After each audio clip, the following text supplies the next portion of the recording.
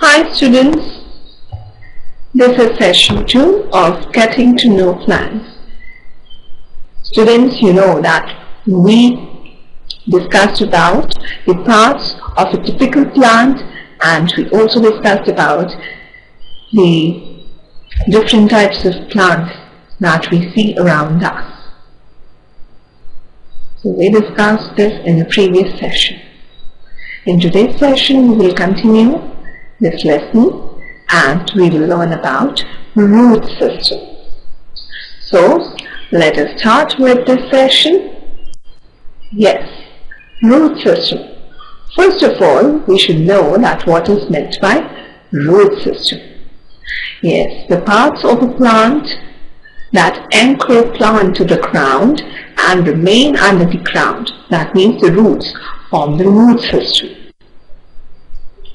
So the root system grows downwards. That is a portion of the plant axis. And when the seed germinates,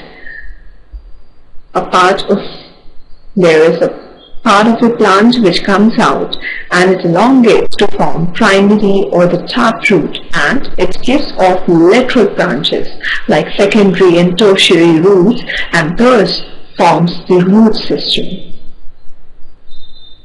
Finally, it branches through large and deep areas in the soil and anchors the plant very firmly. It also plays another vital role of absorbing water and mineral salts from the soil and transporting them upwards. So, how is the root suited in structure to carry out such functions? Yes, there are some main features of roots by which we can recognize them. They are that they are non-green in color due to absence of chlorophyll. The green pigment, green substance which is present in the leaves of a plant which makes them green. So roots are non-green in color due to the absence of chlorophyll. They are not divided into nodes and internodes. There are absence of leaves and buds in the roots.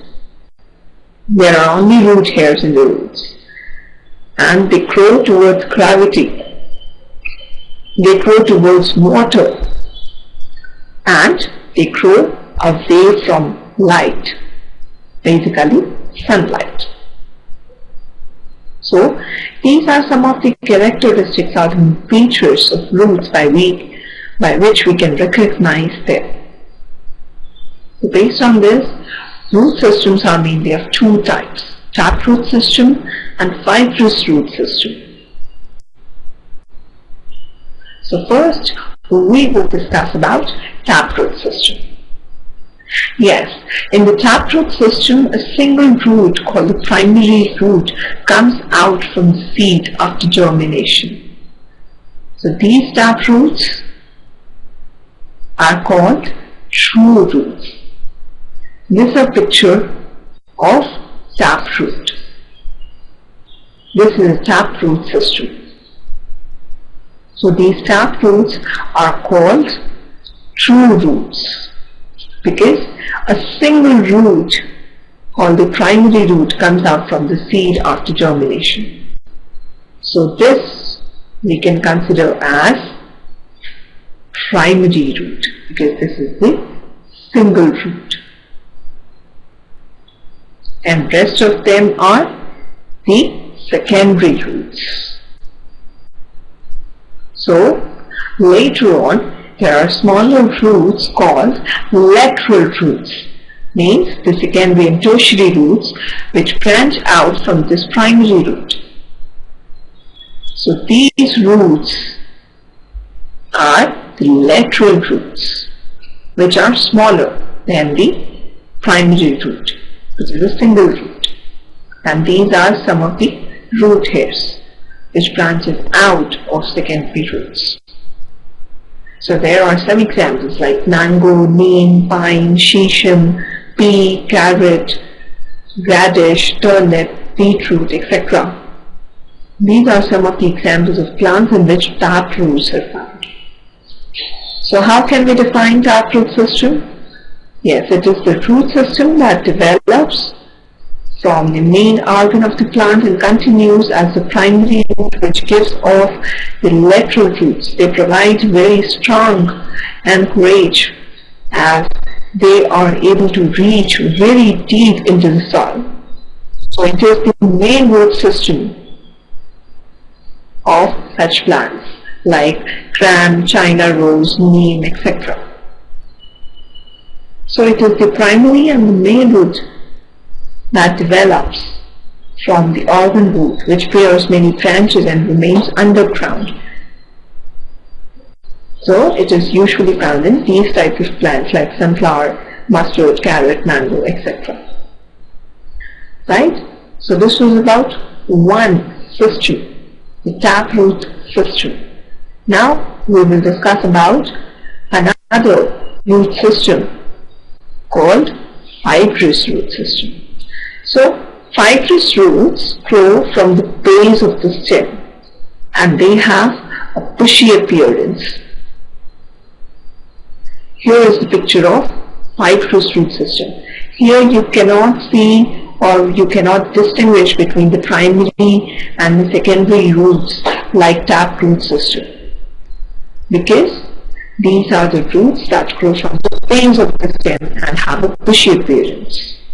So these roots are thin and they are almost equal in size.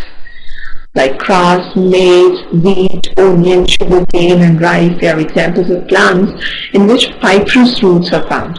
Here you cannot distinguish the primary root or secondary root because all roots are thin and they are almost equal in size.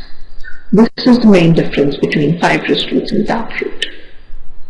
So in fibrous root system, the primary root is short-lived and a cluster of slender fiber-like roots arises from the base. It arises from the base of the stem and it constitutes the fibrous root system. They do not branch profusely and they are shallow and spread horizontally, hence cannot provide strong anchorage to the plant. So this fibrous root system is the main root system of such plants like maize, grass, grasses, wheat, etc. So they may be aerial or underground, they may grow from node, stem, or stem base. So these all features are the features of fibrous root system. So this was all about the taproot system and the fibrous root system. Now let us discuss about one more interesting topic of today's session. We know that there are root systems, but what is the importance of roots for the plants? Yes, this is the picture of a beautiful plant. Here you can see that these are leaves, this is a flower, and this is the root. Here you can see the picture. Yes, there are root hairs and they play a very important role in absorbing of water and mineral salts from the soil. So now let us discuss about the functions of roots. Yes, the first function of roots is anchorage. Roots anchor the plant firmly to the soil, which is considered as a mechanical function. But what is its physiological function? Yes, the physiological function is absorption. Roots absorb water and mineral salts and they conduct them upwards. So this is the physiological function. What is the third function? Yes, these are the spatial functions of roots. Right? By undergoing modifications in their structure, roots perform special physiological functions like food storage, absorption of atmospheric moisture, sucking food from the host plant, and gaseous exchange, means taking in carbon dioxide, releasing oxygen. This is known as the gaseous exchange, which takes place in this part of a plant.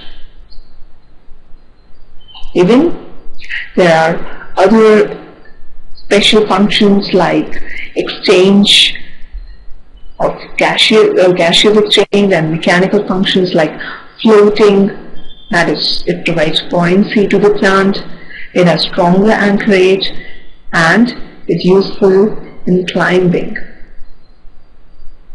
So basically, their important functions are anchoring the plant.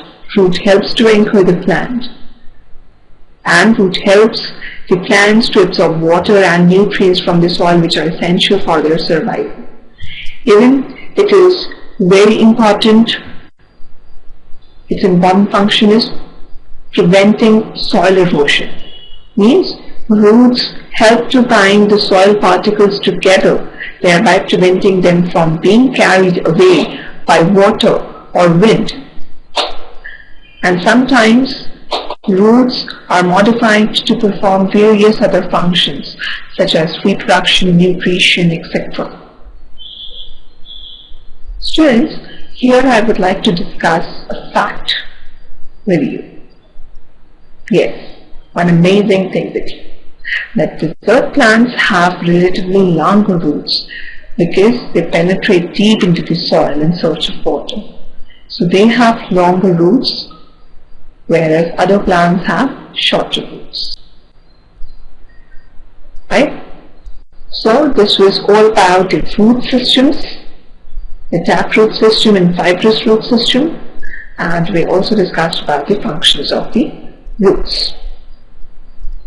So in the next session we will discuss about modifications of roots. Till then, keep enjoying. Thanks. Bye-bye.